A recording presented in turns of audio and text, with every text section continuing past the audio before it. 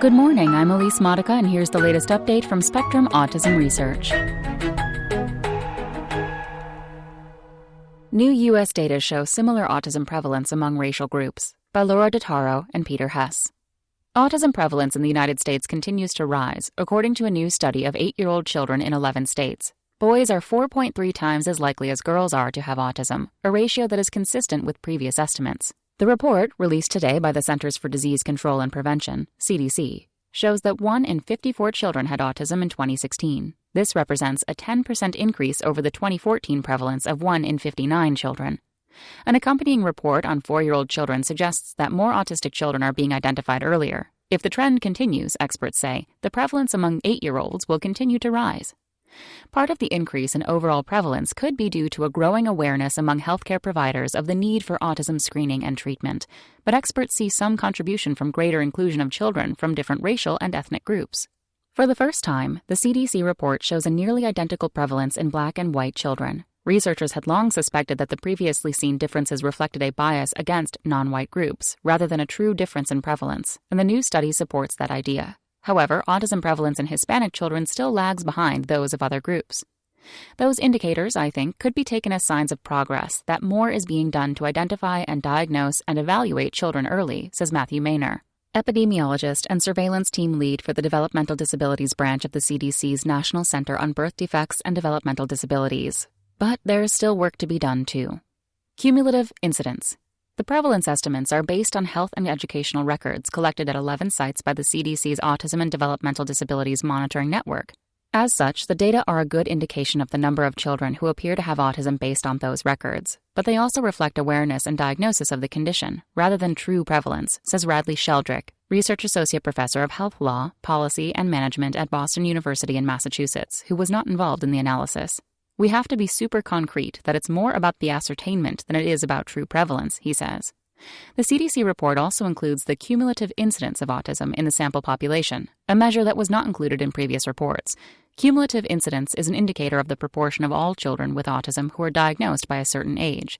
The national cumulative incidence is 13.2 per 1,000 children at age 8, compared with 10.2 at age 4. The figure for children who were 4 years old in 2016 is higher than the 8.3 cumulative incidence for children who were 4 years old in 2012. That's because clinicians are starting to diagnose autism at younger ages, says Kelly Shaw, epidemiologist in the Developmental Disabilities branch of the CDC's National Center on Birth Defects and Developmental Disabilities. The cumulative incidence also provides a more granular measure than simple prevalence for how effectively each state is identifying children, Maynor says. Problematic trend. For example, New Jersey's prevalence, 1 in 32 children, does not give as precise a picture of early identification and diagnosis in the state as its cumulative incidence of nearly 23 in 1,000 for 8-year-olds. The latter shows that clinicians in New Jersey diagnosed more children at an early age than any of the other sites. The cumulative incidence for New Jersey is a matter of concern, says Eric Von Bon, Director of Autism Research at the Institute on Development and Disability at Oregon Health and Science University in Portland, who was not involved in the study. New Jersey's cumulative incidence for 8-year-old children is almost twice the national average, with about half of the children being diagnosed after age 4. The slope does not plateau either. If the trend continues, Von Bon says, the autism prevalence in 18-year-olds would be as high as 6%.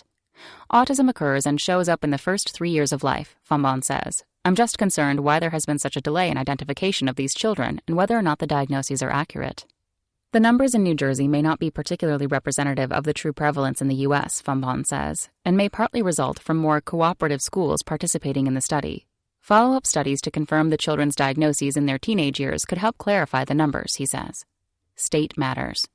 Autism prevalence among children of both age groups varies widely among states, as it did in the 2014 data. For children aged 4 and under, for example, the prevalence ranges from 8.8 per 1,000 children in Missouri to 25.3 per 1,000 in New Jersey. For children aged 8 and under, the range is 13.1 in Colorado to 31.4 in New Jersey.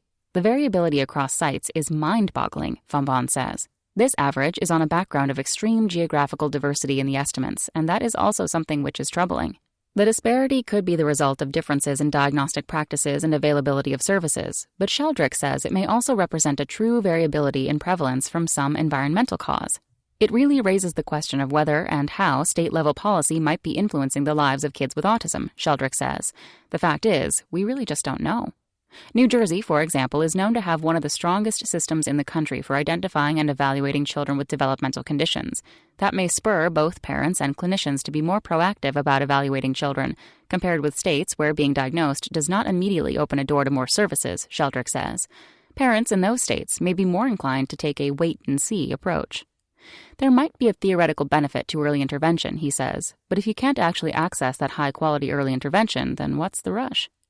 The increasing prevalence in children indicates that autistic adults also need more consideration, says Catherine Rice, director of the Emory Autism Center in Atlanta, Georgia. According to the new estimates, nearly 75,000 autistic adolescents will become adults each year, she says, confirming that autism is an important public health condition. Most communities are not prepared to inclusively and respectfully address the many quality-of-life challenges unique to those on the spectrum, Rice says. As a society, we need to consider the long-term health and wellness of adults across the autism spectrum. That's all for today. Check back on Wednesday for more content from Spectrum Autism Research, or go to spectrumnews.org.